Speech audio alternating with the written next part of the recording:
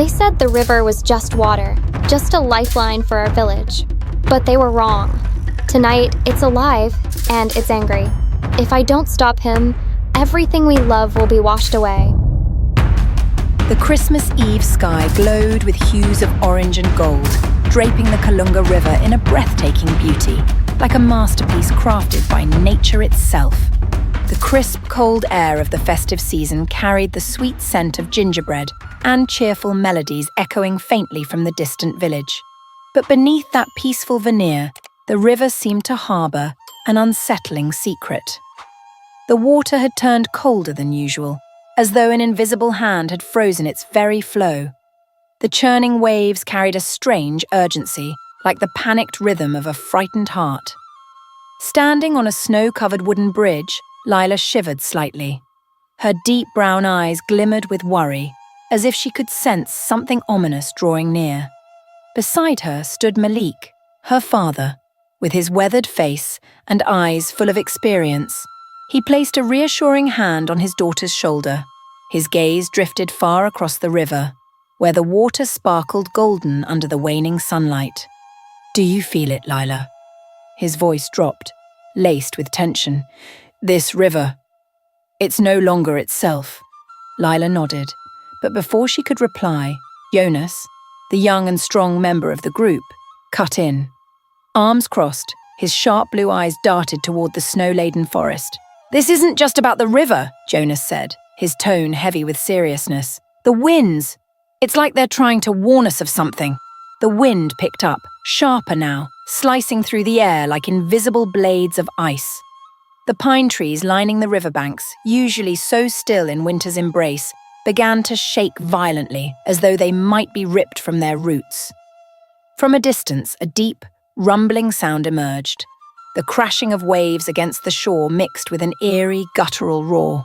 It echoed like the mournful cry of some ancient creature, imprisoned for centuries. The group stood frozen, their hearts pounding wildly in their chests. They turned toward the source of the sound, but the sight that met their eyes left them speechless. On the river's surface, a pale bluish light began to rise, casting a chilling glow into the golden dusk. Small waves twisted into spiraling whirlpools, circling like a vortex about to erupt. Lyla drew in a shaky breath, her gaze fixed on the strange light. What is that?" she whispered, her voice trembling. Malik squinted, focusing on the ethereal vision before him. "It can't be. Could this be the legend of the Kunga River ghost?" Jonas raised an eyebrow, skepticism flashing across his face. "That's just a story, right? Lyla, didn't the elders in the village tell you about it?" Lyla nodded, her eyes still locked onto the unsettling scene before them. "They said that on Christmas Eve, if the river becomes disturbed, it's a sign that an ancient spirit long imprisoned is awakening. That spirit will return to reclaim what it has lost." Her words hung heavy in the air, thickening the silence. The wind howled louder, whipping snowflakes into a frenzied dance that obscured the faint light of the distant village. From deep within the river, the guttural roars grew louder, more distinct, like a call echoing from a forgotten realm. Malik stepped forward, his voice low but firm. "If this is true, we can't just stand here and wait. We must find a way to stop it before it's too late." "But how?" Jonas asked, his face etched with confusion and concern. Malik paused for a moment, his gaze shimmering with a faint glimmer of hope. "In this village, there's still someone who knows how to deal with the supernatural. Old Mother Marika. We need to find her. Immediately." Lyla clenched her fists, determination flaring in her eyes. "If that's the only way to protect the river, then we'll do it. Not just for the river, but for everyone in the village." Without hesitation, the three of them turned and ran back toward the village, through the biting wind and the swirling snow-filled air. Behind them, the strange blue light on the Kunga River grew brighter, its eerie glow promising a Christmas they would never forget. The winter sky over Savannah, Georgia, was cloaked in a cold, greyish blue as night fell. The lights from the houses along the Savannah River shimmered like thousands of tiny stars, mingling with the sound of Christmas bells echoing from the small church at the heart of the city. On the famous bridge connecting the two shores, crowds bustled back and forth, preparing for a warm Christmas Eve with their families. But just beneath the bridge, something unusual was stirring. The once still waters of the Savannah River began to ripple violently, as though an unseen whirlpool was slowly awakening. The cold mist rising from the river sent the moss-draped oaks along the banks trembling in the wind. Beneath the silver moonlight, the water suddenly erupted with a searing red glow. From the depths of the river, a colossal figure began to rise. A creature, half man, half fish, with dark metallic skin that glistened like scales under the moon. His eyes burned a furious red, glowing like fire, radiating a gaze filled with rage. In his massive hand, he gripped a sharp trident, its surface etched with markings that pulsed with the power of another world. On the riverbank, Niara, the elder of Savannah's African community, stood tall, her traditional cloak billowing in the wind. Her face was grave, her sharp eyes fixed on the monstrous being rising from the depths. "That is a Zoko," Niara said, her voice ringing out like a church bell, overpowering even the roar of the river. "The ancient spirit, imprisoned in the depths of the Savannah River. Centuries ago, he ruled here, spreading terror and despair. Now he has escaped, and he brings with him a heart full of vengeance. He seeks to reclaim the river and destroy the bridge, the very symbol of our connection." Aoko let out a thunderous roar, his voice shaking the very air around them. "You think you can unite two worlds? This river belongs to me. You will not survive." With a mighty swing of his trident, he unleashed a towering wave that slammed into the riverbank. The ancient oak trees shuddered, their leaves raining down in a flurry. Even the distant church bells seemed drowned out by the overwhelming sound of Azoko's fury. Jonas, a young man from the community, stepped forward, his hands trembling slightly but his gaze unwavering. "We can't let him destroy everything. This is our home, and no one has the right to take it from us." Niara nodded, pride and concern mingling in her eyes. "You're right, Jonas. But to face Aoko, we need more than courage. We need the power of unity and faith." Beside Jonas, Lyla, the young girl with flowing curls and clear, determined eyes, spoke softly. "Grandmother Niara, is there a way to seal him again?" The elders, they spoke of the bridge's power. It was built not just to connect the two shores, but to bind spirits like Aoko. Niara fell into a thoughtful silence, her frail hands gripping the intricately carved wooden staff she carried. "There is a way, but it will not be easy. We must summon the spirits of our ancestors to seal Aoko once more. This ritual will require the participation of everyone in our community." Jonas turned back to the villagers, who stood huddled in the shadows, their faces full of fear. He called out, his voice strong and resolute. "Everyone, we can't hide any longer. This is Christmas, a time of hope and unity. Let's stand together to protect our village, our families, and everything we love." Jonas's rallying cry sparked something in the hearts of the villagers. One by one, they emerged from the darkness, holding candles and crosses in their hands, the light of hope and faith illuminating the riverbank. Niara raised her staff high, her voice steady as she began to lead them through an ancient ritual.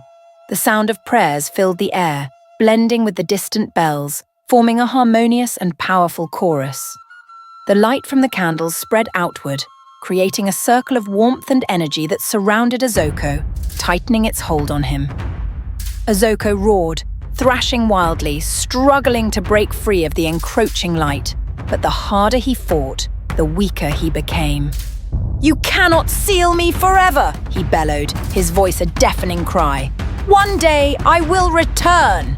Lyla stepped forward, her eyes blazing with determination. Taking a candle from Niara's hand, she walked to the center of the glowing circle and placed it down. A brilliant light exploded outward, as radiant as the sun itself, engulfing Azoko's towering form. In that final moment, the Savannah River fell still once more. The wind subsided, and the moonlit water shimmered peacefully, like a blessing of calm after the storm. The villagers around them embraced one another, tears streaming down their faces. Tears of relief, of joy. Jonas turned to Niara, bowing his head slightly. "Thank you. Without you, we wouldn't have stood a chance." Niara smiled gently, her eyes filled with warmth. "This was the work of all of us, Jonas. Christmas is not just about gifts. It is about standing together, about sacrifice, and about love." On the banks of the Savannah River, the light from their candles blended with the soft melodies of Christmas hymns. The bitter chill of winter faded, replaced by the warmth of unity and the unbreakable spirit of the people who called this place home. The Christmas night sky over the Savannah River in Georgia was a deep, impenetrable black, lit only by the twinkling lights of houses and Christmas trees along its banks. The festive atmosphere seemed swallowed by the looming threat of Aoko, the ancient spirit with a power both cruel and immense. The bells of the nearby church tolled faintly, a fragile reminder of hope amidst the darkness. In the face of Azoko's menace, Lyla stepped forward to confront him. Beneath the flickering glow of the water, her long curls whipped wildly in the icy wind. Her eyes, steady and determined, held no trace of fear. "You cannot destroy what we have built," Lyla said, her voice ringing out, strong and clear, a striking contrast to her small frame. "This river does not belong to you alone. It belongs to all of us, to those who have protected it, who have lived beside it for generations." Azoko's laughter echoed across the surface of the river, a chilling sound that sent shivers down their spines. "Then prove it, little girl," he sneered, his voice a menacing rumble like thunder on the horizon. Without hesitation, Aoko surged forward, his trident slicing through the air. Enormous whirlpools spun to life, and monstrous waves erupted from the river, consuming everything in their path. The trees on the banks, the small boats moored along the shore. The icy water transformed into a roaring nightmare of chaos and rage. Malik, acting on pure instinct as a father, grabbed Lyla and pulled her out of harm's way.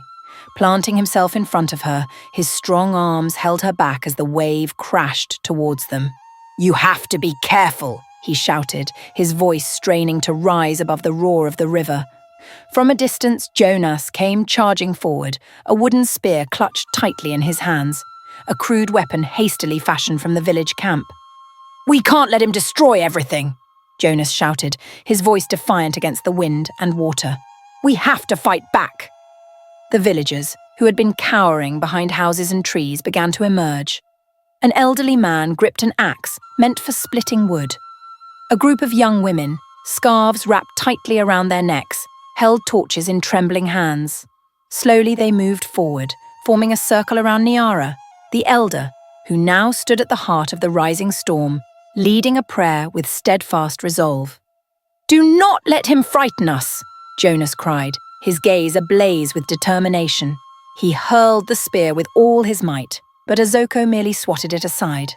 The weapon splintered like a twig, as though it were nothing. Aoko roared in fury, his rage shaking the river itself. "You think you can challenge me with these petty tricks? I am the master of this river." At the center of the circle, Niara lifted her head, her voice rising above the storm, resonant and commanding. "You are not the master of this river, Aoko. The spirit of the savannah belongs to nature, to the community, and to love, things you will never understand." Lyla broke free from her father's grasp and stepped forward once more. In her hands she held a small lantern, the sacred artifact of the village, carrying the eternal flame lit every Christmas Eve. Its light flared brilliantly, illuminating the entire riverbank with a warm golden glow. "This is the light of hope and unity," Lyla proclaimed, her voice unwavering. "You cannot extinguish it." Aoko shrieked with rage and lunged toward her, but this time the villagers moved as one. Behind Lyla they surged forward, a wall of resolve and courage. Jonas, Malik, and the others gripped torches, wooden spears and whatever they could find, determined to protect their home. The light from Lyla's lantern grew brighter and brighter, spreading outward like a net of brilliance that encircled Aoko. He howled, thrashing wildly, trying to break free, but the combined strength of the Christmas flame and the unity of the people weakened him. "No!" Aoko roared, his voice shaking the river one last time. "I cannot be defeated!" But the light, powered by the villagers' prayers and determination, overwhelmed him. Azoko's massive form began to fade, his shadow growing weaker and dimmer, until finally he disappeared beneath the water. The Savannah River fell silent. Its surface returned to calm, broken only by the gentle lapping of waves against the shore. The Christmas lights along the banks reflected on the water, shining brighter than ever before, as if the river itself was celebrating the peace restored to its depths. The villagers embraced one another, tears streaming down their faces, not tears of fear, but of relief and gratitude. Jonas placed a hand on Lyla's shoulder, a smile tugging at his lips. "You were brave, Lyla. Without you, we couldn't have done this." Lyla smiled softly, her eyes gazing out over the river. "It wasn't just me, Jonas, it was all of us, together." Niara approached, placing a hand gently on the lantern in Lyla's grasp. "You have done well, Lyla," she said, her voice warm with pride. "Christmas is not just about gifts. It is about hope, faith, and the strength of unity." High above, the stars twinkled alongside the shimmering Christmas lights, reflecting off the river in a dazzling display of light. On that Christmas night, the people of Savannah were reminded of something timeless, that miracles are born not from strength alone, but from love, unity, and the courage to stand together. The waters of the Mississippi River in Louisiana were frigid under the silver glow of the Christmas moon. The lights from houses along the riverbank and the radiant glow of Christmas trees reached toward the sky, painting a scene of peace and mystery. Yet this tranquility was shattered by a ferocious battle between the riverfront community and Aoko, the ancient spirit rising from the river's dark depths. Malik, driven by the instinct of a father, sprang forward, just as Aoko swung his massive trident. A colossal wave erupted, tearing through everything in its path. In a desperate move, Malik shoved Lyla out of harm's way and planted himself between her and the oncoming surge. The wall of water, towering and relentless, engulfed his frame. "I will not let you be harmed," Malik roared, his voice rising above the furious crash of waves and the icy wind whipping across the iron bridge. His hands gripped a jagged rock at the river's edge, his powerful form trembling under the water's immense force. "Father!" Lyla screamed, tears streaming down her face. She rushed toward him, ignoring the danger. "Don't do this, I can't lose you!" Malik turned his head, a faint smile softening his rugged, weathered face. "Lyla," he said gently, "you are the one chosen by the river. You are the hope of both worlds. I would do anything to protect you." Lyla fell to her knees on the frozen shore, her trembling hands reaching out to touch the icy water. Deep within her, a powerful connection stirred, a link to the Mississippi River, to the spirit of the water she had heard about since childhood. She remembered the words of her grandmother, who had once told her, "The river is more than flowing water. It is the heartbeat of life, the bridge that connects humans and nature. One day, Lyla, you will understand that you are a part of it." In that moment, Lyla understood her purpose. Rising to her feet, her eyes still red with tears but shining with newfound resolve, she said, "I can't let you face this alone, Father. This is our fight, all of ours." From a distance, Jonas came sprinting toward her, a sturdy wooden spear clutched in his hand. A simple weapon he had crafted himself. "Lyla, you won't fight alone," he called, his voice steady and unshakable. Niara, the elder of the community, emerged from the prayer circle, a gleaming lantern in her hands. Its flame burned brightly, casting a warm golden light. "Lyla," she said, her voice soft but firm, "this flame carries the spirit of our people, the hope of our community. Take it and you will know what to do." Lyla took the lantern, its warmth spreading through her cold, trembling hands. Turning back toward Aoko, the monstrous figure roaring at the center of the river, she tightened her grip on the lantern and stepped forward. Aoko sneered, his deep voice vibrating the air. "Do you think a little girl like you can stop me? This river belongs to me. I am its master." "No!" Lyla shouted, her voice ringing clear and strong across the night. "This river belongs to no one. It is the spirit of nature, of life, of the people who live alongside it. You have no right to claim it." Aoko roared in fury, swinging his trident again. Another towering wave rose, threatening to consume them all. But this time, Lyla lifted the lantern high, and the flame inside flared brilliantly, forming a radiant circle of light around her and the villagers. Jonas, Malik, and the others joined in, their hands clutching torches, their faces set with determination. Together they formed a ring of light on the shore. Niara's prayers rose above the roar of the river, joined by the chants of the community, their voices blending into a powerful harmony. "Aoko, you have been defeated," Lyla cried out, her voice filled with authority. "You cannot stand against the power of hope, unity, and love." The light from the lantern exploded outward, brilliant and blinding, piercing through the darkness and striking Aoko. He screamed, his monstrous form writhing in agony as the light pushed him back inch by inch. "No, I cannot be defeated," Aoko bellowed, his voice shaking the night. "I will return. One day I will return." But the light, fueled by the community's unshakable faith and unity, engulfed him completely. His form faded, swallowed by the radiant glow, until at last he vanished beneath the river. The Mississippi River fell silent, its surface smooth and serene, as though nothing had ever disturbed it. The cold wind stilled and the Christmas lights along the banks sparkled brighter than ever, their reflections shimmering on the calm water. Lyla turned, tears welling in her eyes as she saw her father emerging from the river drenched but alive, his expression one of pride.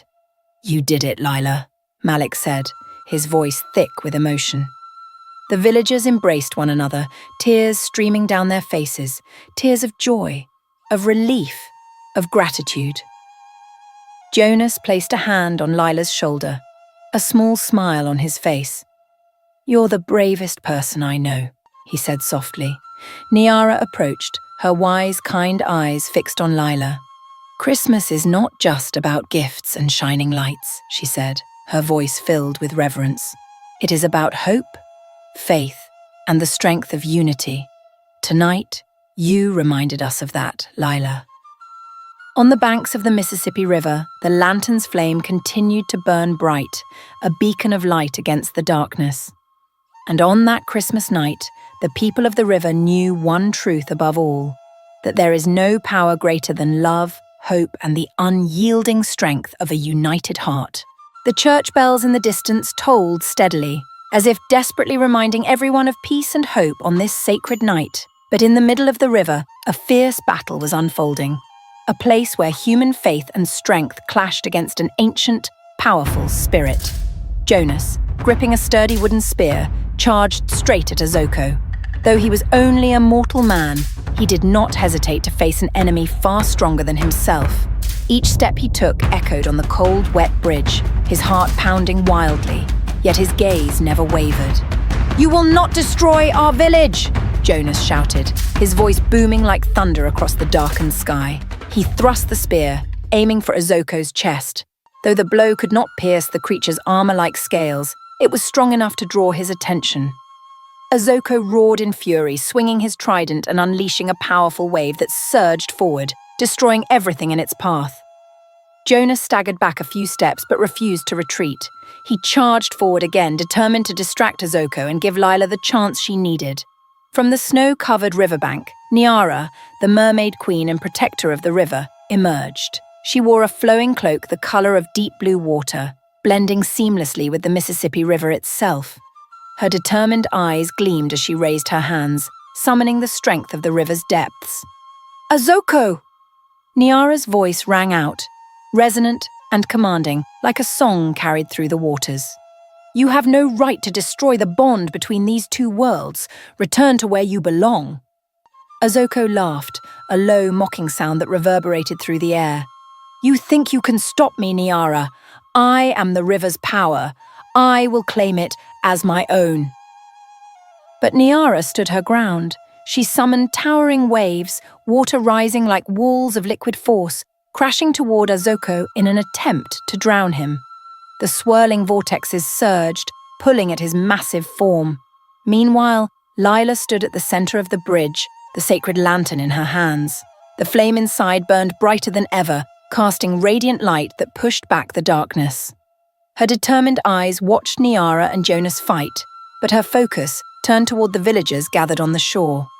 "Everyone," she called, her voice clear and steady, "believe in the strength of our community. This is our river, our lifeline, the keeper of our hope and faith. Stand together." Her words ignited a spark in their hearts. The villagers, once trembling with fear, now clasped hands tightly. Determination filled their eyes as they began to pray, their voices rising in unison. The sound of their song intertwined with the distant church bells, creating a powerful harmony that echoed through the night. "Lyla!" Niara called, still holding back the waves. "The flame in the lantern! It is the key to sealing Aoko! You must bring it to the center of the river!" Lyla nodded without hesitation. She turned to Jonas, who was still fighting to keep Aoko distracted. "Jonas, help me get close to him. We're running out of time."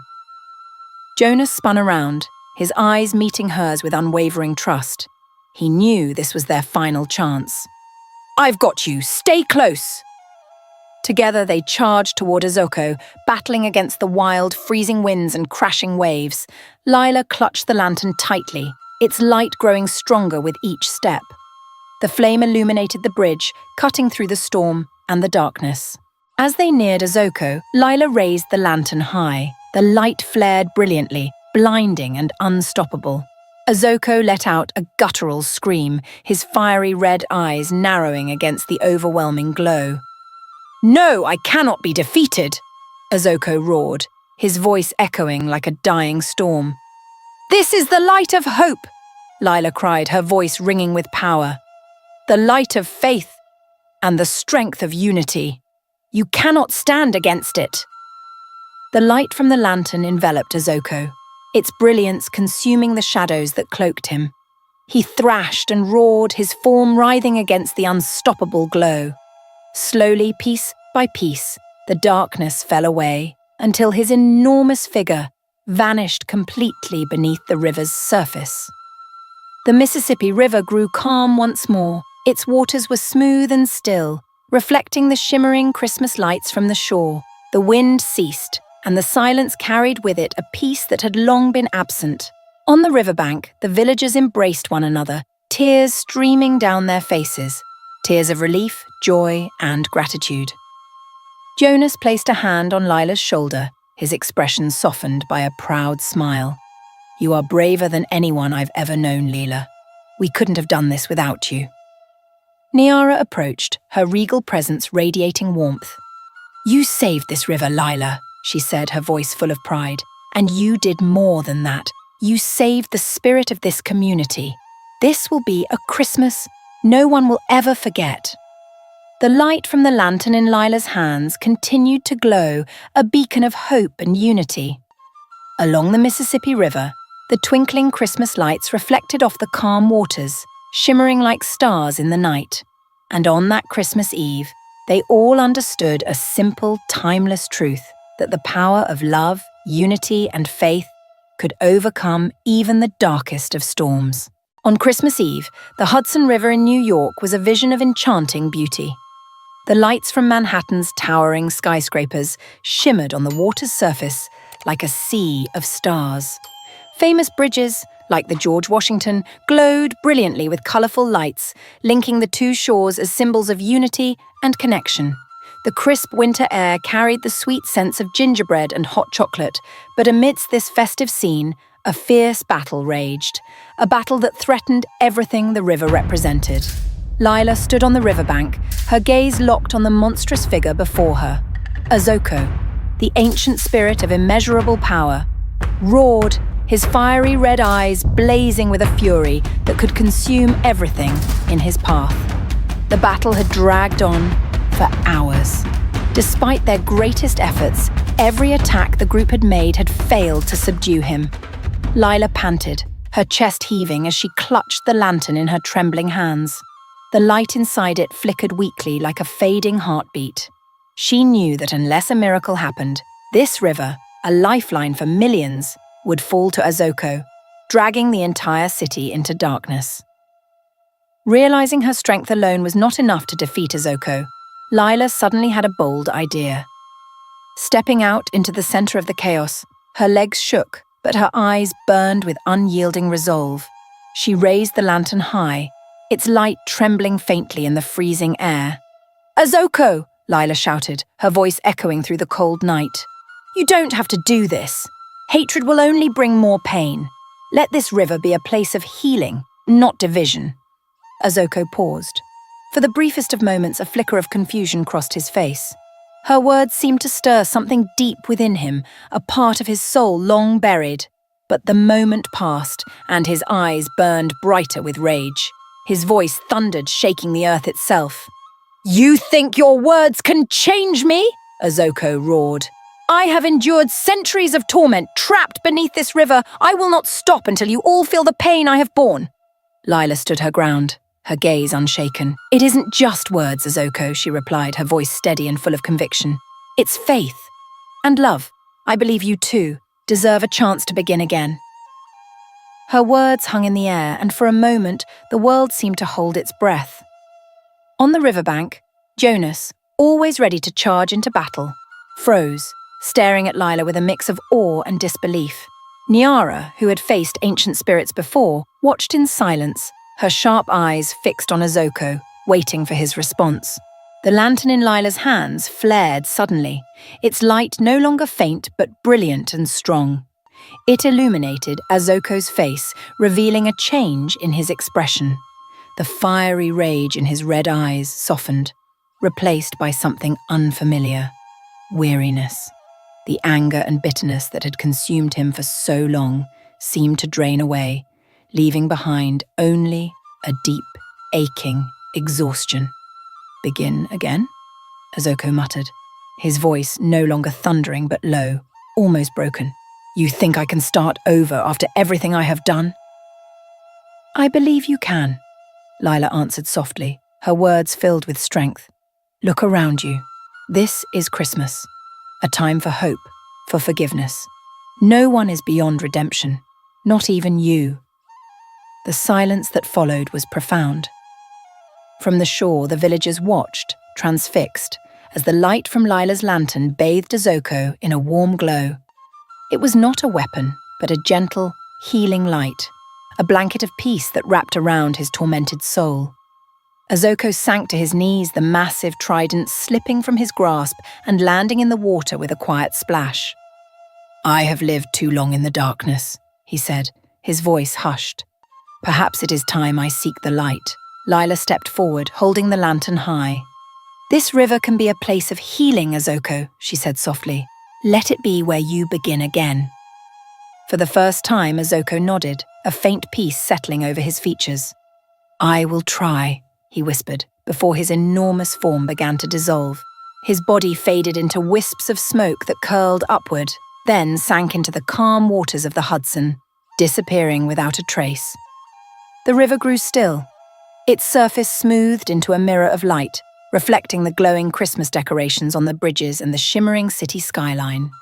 Peace had returned. From the shore, the church bells rang out once more, their sound clear and beautiful. The soft murmur of laughter and singing drifted from the streets of the city, weaving a song of joy into the night. Jonas approached Lyla, placing a steady hand on her shoulder. "You did what none of us thought possible," he said quietly. "You saved this river." Niara stepped forward, her proud eyes shining in the lantern's glow. "Lyla, you have not only saved the river, you have taught us all the power of faith and forgiveness. This will be a Christmas we will remember forever." Lyla smiled, her eyes glancing down at the lantern in her hands. Its light still burned bright, unwavering, a beacon of hope in the darkness. Around her, the villagers embraced, their laughter and tears mingling. Joy and gratitude filled the air, blending with the twinkling lights of Christmas that sparkled on the water's surface. On that Christmas Eve, the Hudson River became more than just a river. It became a symbol of forgiveness, of hope, and of the unshakable bonds that bring people together. A story that would be told for generations to come. On Christmas Eve, the Hudson River in New York was more radiant than ever. Lights from Manhattan's towering skyscrapers cascaded onto the shimmering water, blending with the dazzling Christmas decorations along both banks. The festive air was filled with the sweet scent of gingerbread and hot cocoa. But in the heart of the river, a sacred and miraculous moment was unfolding. A moment where the light of compassion faced off against the darkness of hatred. Lyla, holding the sacred lantern tightly in her hands, moved forward, slowly but with unwavering resolve. Before her stood Aoko, the towering creature with jet-black skin and burning red eyes. He remained motionless, clutching his mighty trident, yet the light from Lyla's lantern reflected onto his face, and for the first time, he seemed uncertain. "Do you think that tiny flame can change me?" Aoko growled, his voice echoing through the empty night. But this time there was something different in his tone. No longer pure rage, but a hint of weariness, of hesitation. Lyla didn't respond. Instead, she stepped closer, her gaze never leaving the giant before her. When she was only a few steps away, she reached out and placed her hand on the trident Aoko held. A blinding light erupted from the lantern, engulfing the entire Hudson River. It was more than just physical light. It carried with it a warm energy, one that crept into every shadow, like the gentle glow of Christmas candles on a snowy night. In that moment, Lyla saw it. The pain, the loneliness Aoko had endured for centuries. She saw him, long before he became a spirit consumed by hatred, as a powerful and kind guardian of the river. But betrayal inflicted by those he once protected had broken him. That anguish, that solitude, had transformed him into the fearsome creature he now was. "I cannot forgive the things you have done," Lyla said, her voice soft but filled with compassion. "But I understand the pain you have carried. I offer you a chance to change. Only you can decide who you want to become." Aoko stared into her eyes, surprise etched into his massive face. He had never encountered anyone like her. Someone who faced him without fear. Someone who dared to meet his hatred with kindness. The trident trembled in his hand as though it, too, felt the shift within him. "Do you truly believe I can change?" Aoko asked, his voice quieter now, almost unsure. "I don't just believe it," Lyla replied firmly. "I know it. Christmas is a time for hope, for forgiveness, and for new beginnings. If not now, then when?" Aoko looked down at the trident in his hand, then turned his gaze to the Hudson River stretching before him. The lantern's light spread across the water, gentle yet unstoppable. Slowly, he released the trident. It slipped from his grasp and fell into the river with a quiet splash. The moment it touched the water, another wave of light burst forth, soft and warm, spreading in all directions. It was as though the river itself was expressing gratitude for the freedom it had just received. "I will return," Aoko said, his voice now calm, as still as the river's surface. "But not to destroy. I will return to make amends." And with that, his enormous form began to dissolve.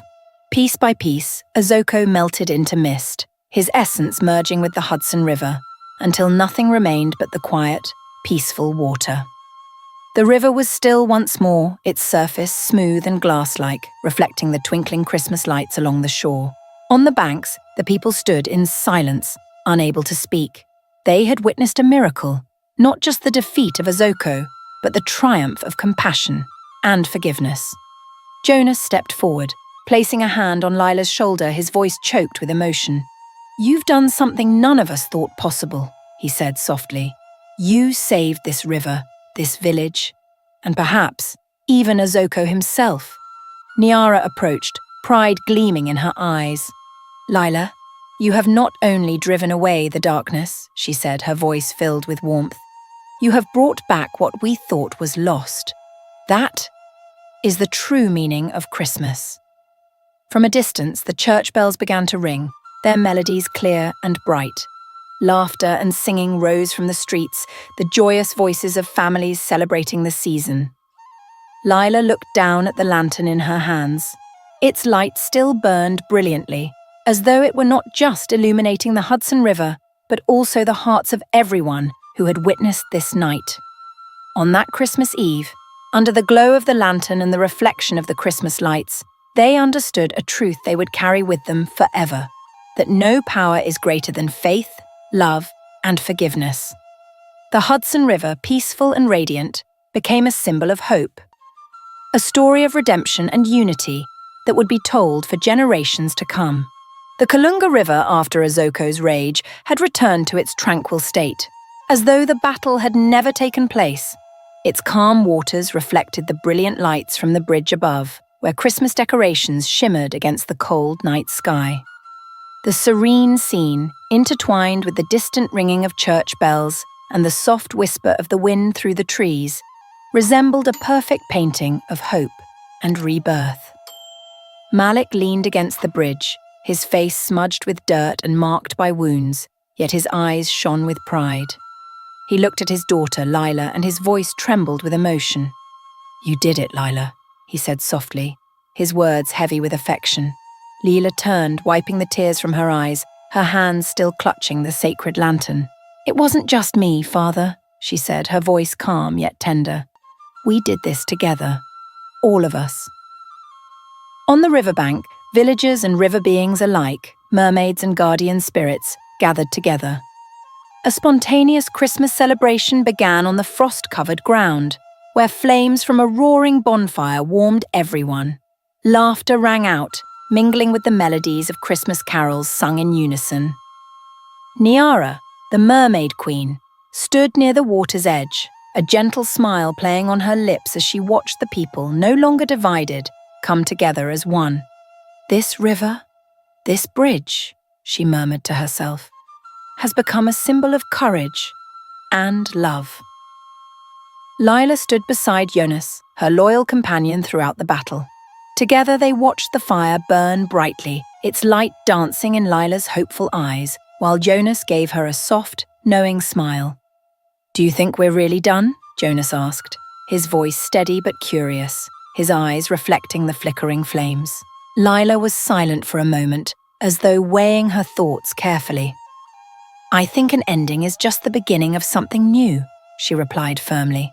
"There's still so much to do to protect this river. We can't turn our backs on future challenges, no matter how small or great." The celebration stretched long into the night. Plates of food were shared, crisp, golden pastries and steaming mugs of hot chocolate. Elders told ancient tales of the Kunga River, of spirits that had long protected this land, while children ran about, their laughter filling the air with joy. Despite his wounds, Malik joined in the festivities. With an old guitar in his hands, he began strumming a familiar Christmas tune, his voice rising gently to lead the village in song. It was not just a celebration. It was a reminder that unity and love could overcome any hardship. Niara approached Lyla, her eyes full of quiet encouragement. "You have done what few could, Lyla," she said, her tone gentle but firm. "You not only saved the river, but you reminded us all that the bond between two worlds must never be broken. But remember, your responsibility does not end here." Lyla nodded solemnly. "I know, Niara. I will always protect this river, no matter what challenges lie ahead." As the festival wound down and people began to leave, the peaceful silence of Christmas night once again embraced the Kunga River. But just then, Lyla felt a soft breeze brush past her. Not the biting cold of winter, but a warm, comforting wind that seemed to carry a whisper from afar. From the river's edge, she noticed a faint light hovering on the water's surface, moving slowly as though beckoning her. She took a cautious step forward but stopped, her eyes narrowing with quiet suspicion. "What is it?" Jonas asked, noticing the unease on her face. She pointed toward the strange light flickering on the river. "I'm not sure," she replied, her voice calm but resolute. "But I feel as if another challenge is waiting for us." Malik, supported by villagers helping tend to his wounds, turned to face her. "You're right, Lyla," he said, his voice strong despite his exhaustion. "This bridge, this river, will always need a protector, and perhaps that protector will always be you." Lyla drew in a deep breath, her gaze glowing with determination beneath the Christmas lights. "If that's what the river needs," she said softly but firmly, "then I'm ready."